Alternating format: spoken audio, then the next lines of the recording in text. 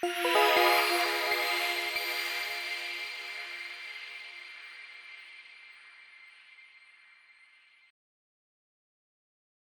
buenos días.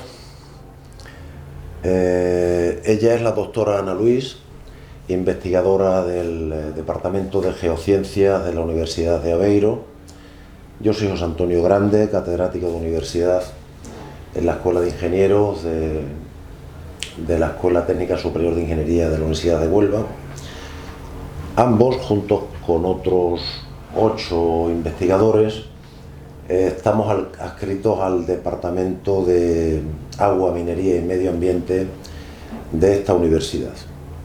Vamos a hablar en un espacio breve de tiempo, en 15 minutos, que nos han indicado, del drenaje ácido de mina y el papel que juegan las diatomeas o los indicadores físico-químicos, con especial énfasis en las diatomeas como indicadores.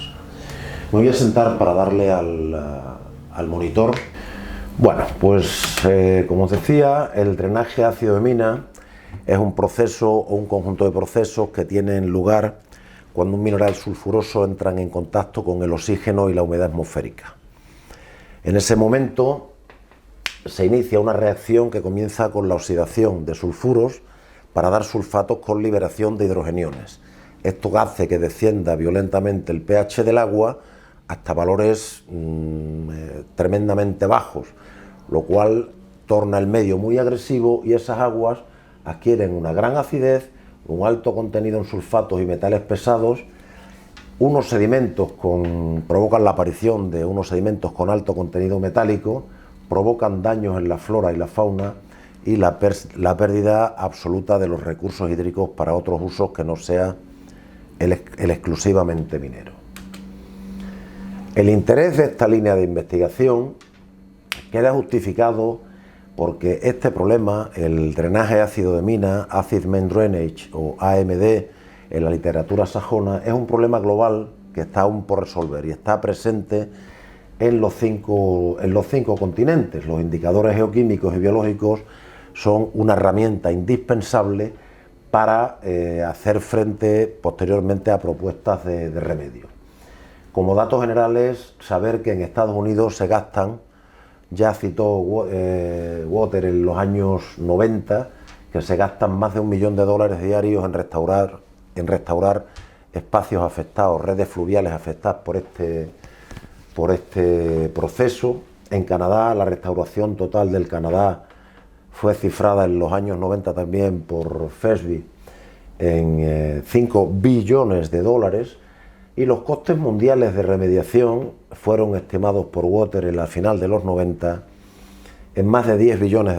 Son cifras de todas formas muy optimistas, hoy costaría mucho más dinero. En España, en el escenario en el que trabajamos, los ríos Tinto y Odiel vierten a la plataforma atlántica más de 20.000 toneladas al año de metales pesados y más de 1.200.000 toneladas al año de sulfatos. Tan solo el río Cobica vierte a la presa del Andévalo, que es de la que nos abastecemos en Huelva, más de 24 toneladas de cobre, más de 1 tonelada de arsénico, además de otros metales. ¿Por qué es grave este proceso contaminante? El proceso AMD es grave en base a 3 razones fundamentales. Primero, se incorporan a la cadena trófica y la naturaleza por sí misma no es capaz de devolver el cauce o el embalse o el lugar receptor al estado preoperacional. Por otra parte, una vez se incorporan a la cadena trófica, se bioacumulan y se biomagnifican, y sobre todo porque son tóxicos y destruyen ecosistemas, ¿no? Solamente en el área minera de Río Tinto tenemos más de 4.000 hectáreas de escombreras afectadas por este proceso, y como dato llamativo, en este equipo de trabajo determinamos al final de los 90 que un solo día de funcionamiento de los ríos Tinto y Odiel transportan más carga metálica a la plataforma atlántica que todo lo que supuso el desastre de Snarcollar en su conjunto, ¿no? ¿Dónde se produce la AMD? Sobre todo en las escombreras. Hay otros focos productores de menor enjundia, como son pues, las balsas de efluentes, las áreas de riego, las áreas de trituración, las pluviales de áreas contaminadas. Hay que tener en cuenta que todo esto funciona de esta forma cuando los medios no están restaurados, cuando los espacios mineros no tienen previsto en su plan de explotación medidas preventivas ni correctoras, como ha pasado en España hasta final de los años 80. Por tanto, aquí tenemos un legado de minería histórica de más de 4 siglos de historia minera sin implementación de este tipo de minería. Es decir, las minas modernas actualmente presentes en la faja pirítica ibérica no provocan estos impactos, porque una de las condiciones que deben cumplir, es la de vertido cero a la red fluvial. Estamos hablando del legado, de la herencia indeseable que nos han dejado aquí la minería antigua, ¿de acuerdo? Cifras para acercarnos, es que tenemos más de 130 explotaciones mineras, 80 de las cuales son de una cierta magnitud, hablamos de minas de sulfuros, y para hacernos idea de las concentraciones de elementos más o menos tóxicos, hablamos de concentraciones medias en estos cauces mineros de 20 gramos por litro de sulfato, 1 gramo por litro de hierro, 300 miligramos litro de cobre, hasta 100, 150 de zinc. Y, por ejemplo, en arsénico y cadmio hablaríamos de microgramos, concentraciones menores pero con una toxicidad muchísimo mayor.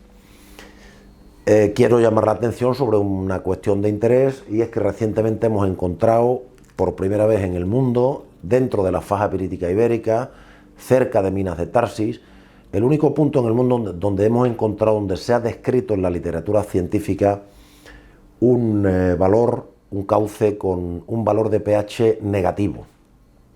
Está descrito aquí en Huelva. Algunos datos para valorar es que el caudal medio del Tinto hablaríamos de 1,6 metros cúbicos por segundo, mientras que el del Odiel se acerca a 30. Tiene más fama el Tinto porque por el color más rojizo de sus aguas, ya que los afluentes del Tinto están regulados precisamente para que no se contaminen. Tiene solamente 2-3 explotaciones mineras que vierten lisiviados hacia él, mientras que el Odiel tiene más de 80. Los aportes medios diarios calculados desde nuestro equipo de trabajo pues se cifran en más de 20 toneladas diarios, más de 20 toneladas diarias de hierro, más de 16 toneladas diarias de aluminio, más de 9 toneladas de zinc, más de 4 toneladas de cobre y más de 80 toneladas diarias de sulfatos que tiramos a la plataforma atlántica. Tenemos 88 minas inventariadas no como registros mineros, distribuidas por toda la faja pirítica, algunas de ellas con nombres tan emblemáticos como Río Tinto, Tarsis, La Zarza, Sotiel. Muchas de ellas, estas las más grandes, casi todas están ya en proceso de reapertura o de explotación, y naturalmente bajo condiciones de explotación sujeta a restricciones muy severas y con vertido cero a la red fluvial. Yo trabajo en colaboración también con la Universidad de Huelva, con su grupo de investigación, pero estoy más afiliada más tiempo a la Universidad de Aveiro. Soy investigadora doctorada ahí en esa universidad y ya me dedico hace bastantes años, desde mi máster, al estudio geoquímico y biológico de las aguas afectadas por el drenaje en ácido de mina. Entonces, a la continuación de lo que ha dicho el profesor, voy a hablar un poco más de los indicadores geoquímicos y biológicos. ¿Y por qué hablar de ellos? Porque es importante. Como nosotros sabemos que realmente hay una contaminación, pero ¿cómo se detecta esa contaminación? A través de análisis geoquímicas y biológicas que nos indican realmente cómo están esas aguas afectando a los seres vivos y también a la parte química de las aguas. Primeramente, con las escombreras tenemos una polución que un poco visual también, y cuando en tiempos de mucho viento hay una dispersión mecánica y estas escombreras van a contaminar las aguas.